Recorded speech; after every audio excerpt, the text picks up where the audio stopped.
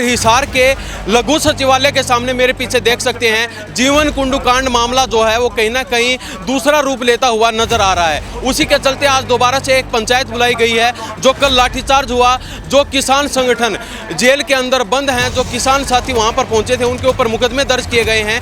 उनको लेकर दोबारा से एक पंचायत बुलाई गई है। सरकार की संवेदनाएं खत्म हो चुकी हैं और सरकार लोगों की जो भावनाएं हैं उनको चेक करने की कोशिश करने लग रही है। Government is trying to check the sentiments of the public, मतलब पब्लिक कितने गुस्से में है, पब्लिक के अंदर कितना सहन शक्ति है। तो मतलब के हाथ पैर काट के और हमारे को मजबूर किया जा रहा है, उनके ऊपर नमक छिड़कने लग रहे हैं। 13 दिन यहाँ पर लोगों ने मतलब इंतज़ार किया कि सरकार का कोई आदमी नुमाइंदा आके उनको इतना आश्वासन दे दे कि भाई वो जाके अंतिम संस्कार कर लें। कल तीज का भी पर्व था, पर किस मुंह से हम मतलब के उन पर्व को कैसे मना ले। हमारे घर में एक लाश रखी है 12-13 दिन से। आपने जिक्र किया कि वो आए थे और लोगों की तरफ देखे भी नहीं, ये उसी का परिणाम है। ये संघ के पाले हुए घूम रहे हैं और इनके अंदर इंसानियत नाम की, संवेदनाओं नाम की चीज़ नहीं, और ना इन चीज़ों की ये कदर करते हैं। तो नायब सैनी से हमें उम्मीद भी नहीं है। हमारी उम्मीद सिर्फ देश के संविधान में और इस देश के संविधान को मानने वाले लोगों से है। हम इस संविधान को बरकरार रखने के लिए इस लड़ाई के अंदर शामिल हो। ये न्याय का युद्ध है, ये न्याय की लड़ाई है। यहाँ एक गलत और है, किसी परिवार के साथ में उस परिवार का उत्पीड़न किया जा रहा है, हम उस परिवार के साथ में खड़े हैं। अब ये देखें, पूरे 1 साल पहले हरियाणा के अंदर जो है भिवानी जिले के अंदर मनीषा हत्याकांड हुआ था और वो बैरागी समाज की बेटी थी और उस बेटी का जो है मतलब वो बिल्कुल नोच रखी थी। परिवार का आरोप ये था कि उस लड़की के साथ दुष्कर्म किया गया और उसकी हत्या की गई है। भाई ये वहाँ भी एक इनके विधायक का नाम आया था। किसान तो जो है, किसान जो मजदूर हैं वो न्याय मांगने के लिए गए थे, बात करने के लिए गए थे। किसी भी किसान के हाथ में कोई डंडा नहीं था।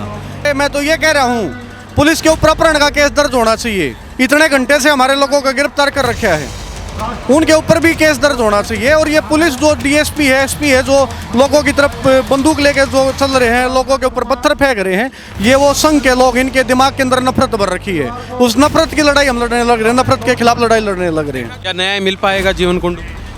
न्याय लेकर रहेंगे। पूरे देश के ऊपर संविधान लागू है। जब तक संविधान लागू रहेगा, संविधान को मानने वाले लोग न्याय के लिए प्रतिबद्ध रहेंगे और हम उसकी लड़ाई लड़ते रहेंगे। नमस्कार, स्वागत आपका हरियाणा न्यूज़ 24 पर। मैं हूं हिमांशु लामा, मेरे सहयोगी विनय सिंधु के साथ मौजूद हैं हिसार में।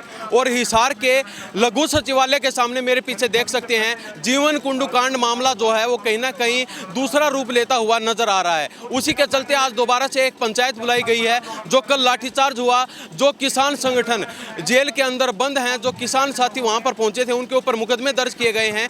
उनको लेकर दोबारा से एक पंचायत बुलाई गई है।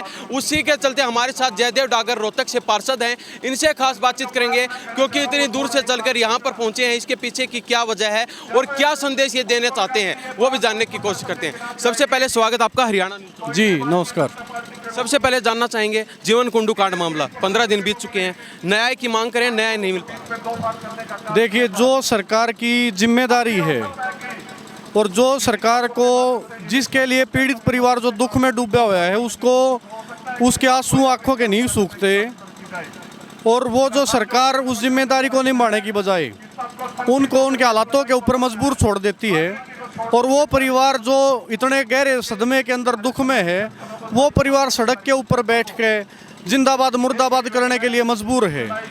सरकार की संवेदनाएं खत्म हो चुकी हैं और सरकार लोगों की जो भावनाएं हैं उनको चेक करने की कोशिश करने लग रही है। Government is trying to check the sentiments of the public, मतलब पब्लिक कितने गुस्से में है, पब्लिक के अंदर कितना सहन शक्ति है। तो मतलब के हाथ पैर काट के और हमारे को मजबूर किया जा रहा है, उनके ऊपर नमक छिड़कने लग रहे हैं। देखा गया कल 15 अगस्त के दिन नायब सैनी जी हाँसी में आते हैं, जो कि नया जिला बना है, झंडा फहराने के लिए पहुंचे थे और किसान सिर्फ बात करने के लिए वहां तक जा रहे थे। उनके ऊपर लाठीचार्ज किया गया, पुलिस वालों के द्वारा पथराव किया गया। किस नज़रिए से देखिए, कहीं भी कोई भी बात होती है वहाँ पर संवाद होना बहुत ज़रूरी है।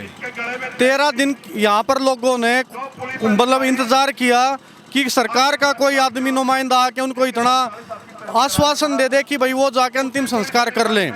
और 13 दिन तक जब सरकार की तरफ से कोई आदमी ऐसा नहीं आया संवाद करने के लिए, आश्वासन देने के लिए, लोग मजबूरी में संवाद करने के लिए प्रदेश के मुखिया से मिलने के लिए वहाँ गए हैं। देश की आज़ादी का पर्व था, हमारे को पता है, हमारे दिलों में तिरंगा बसता है। ये देश हमारे दादाओं ने, हमारे बाप दादाओं ने इसको आज़ाद करवाया था।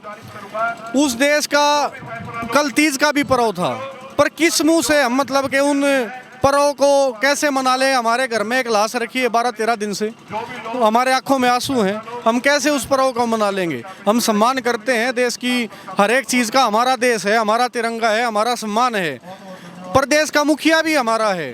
पर दुख इस बात का है कि वो हमारे से बात करने के लिए हम जब उनसे कोशिश करें, वो बीच में पुलिस या जो लोग उनको खड़ा कर देती है दीवार बना के, और हमारे लोगों को जो निहत्थे लोग हैं उनके ऊपर लाठी डंडों से प्रहार करते हैं और हमारे लोगों के ऊपर जान से मारने की हत्या का प्रयास का जो है केस दर्ज करते हैं, तिरंगे के अपमान का केस दर्ज करते हैं। तो बड़े ही शर्मिंदगी की बात है, सरकार को शर्माना चाहिए, सरकार को लोगों की संवेदनाओं की कदर करनी चाहिए। देखा गया नायब सैनी जी दूसरी बार अभी हाशिए पहुंचे थे, मतलब पहले हिसार में आए उस समय कमेटी मिलती है, लेकिन कमेटी वाले कहते हैं कि हमारी तरफ देखा भी नहीं नायब सैनी जी ने, बगैर देखे ऐसे ही टाल मटोल कर दिया बात को और दोबारा फिर हांसी में पहुंचे हैं। तो कोई क्यों नहीं करना चाहते बात, क्या वजह है, न्याय क्यों नहीं मिल पाता?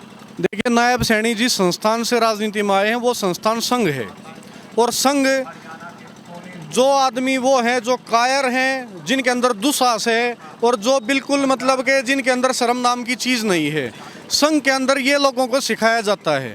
आपने जिक्र किया कि वो आए थे और लोगों की तरफ देखे भी नहीं, ये उसी का परिणाम है।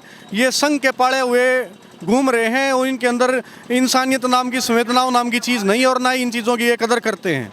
ये कि ये मतलब कि ये वो चूहे हैं। संघ जो है, संघ के जो आदमी वो किस प्रकार काम करते हैं।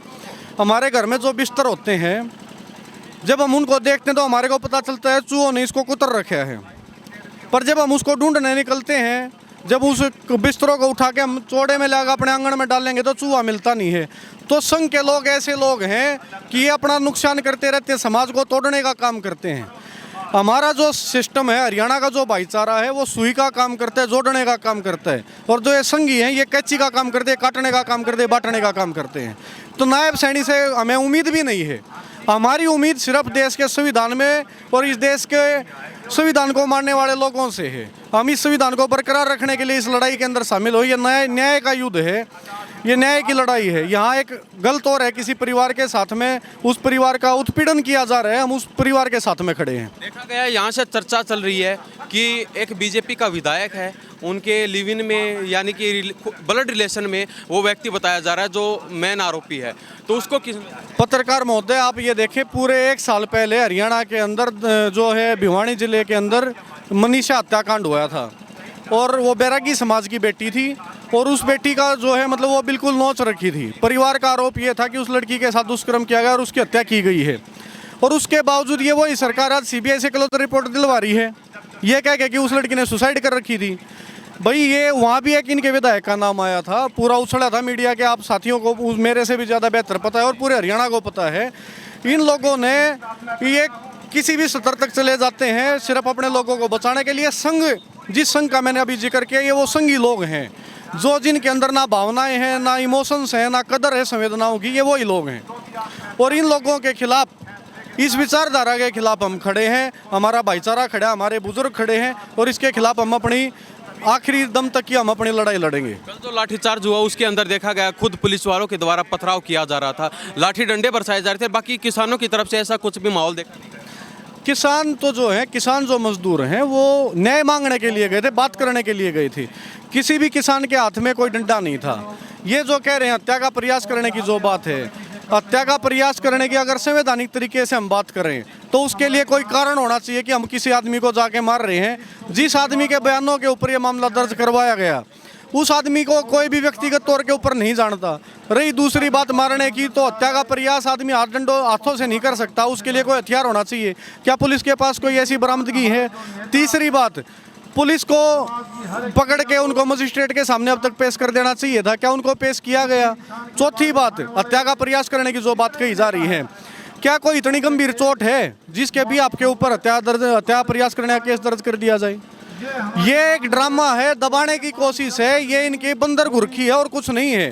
ये लोग ये चाह रहे हैं कि जो अगवा लोग हैं, समाज को आगे ले जाने वाले जो लोग हैं, उनको डरा दिया जाए। मैं तो ये कह रहा हूँ, पुलिस के ऊपर अपहरण का केस दर्ज होना चाहिए। इतने घंटे से हमारे लोगों को गिरफ्तार कर रखा है, उनके ऊपर भी केस दर्ज होना चाहिए। और ये पुलिस जो डीएसपी है, एसपी है, जो लोगों की तरफ बंदूक लेके जो चल रहे हैं, लोगों के ऊपर पत्थर फेंक रहे हैं, ये वो संघ के लोग, इनके दिमाग के अंदर नफरत भर रखी है। उस नफरत की लड़ाई हम लड़ने लग रहे हैं, नफरत के खिलाफ लड़ाई लड़ने लग रहे हैं। कल जो ट्रैक्टर के ऊपर किसान पहुंचे थे, जिन गाड़ियों के माध्यम से वहां पहुंचे थे, उनको तोड़ने का काम, उनके टायर फाड़ने का काम, गुंडे थे सिविल ड्रेस के अंदर, संघ के भेजे हुए गुंडे थे, उसका नाम पुलिस का नाम दे दिया जाता है। 4-5 वर्दी वाले भाई हमारे खड़े कर दिए जाते हैं, लाठी हरदम सिविल ड्रेस वाले मारते हैं।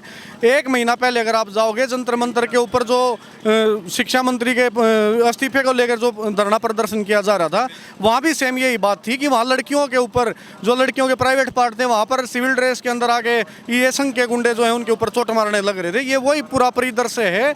पर इसके अंदर मैं चाहूँगा कि आप जैसे जो पत्रकार साथी हैं, प्रदेश की जो मेन स्ट्रीम मीडिया है, और इस मुद्दे के ऊपर तो देश की मेन स्ट्रीम मीडिया को आ जाना चाहिए और इस मुद्दे को उठाना चाहिए।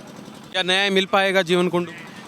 न्याय लेकर रहेंगे। पूरे देश के ऊपर संविधान लागू है, जब तक संविधान लागू रहेगा, संविधान को मानने वाले लोग न्याय के लिए प्रतिबद्ध रहेंगे और हम उसकी लड़ाई लड़ते रहेंगे। आप पार्षद हैं, आपको डर नहीं लगता सरकार? क्यों डर रहे हैं?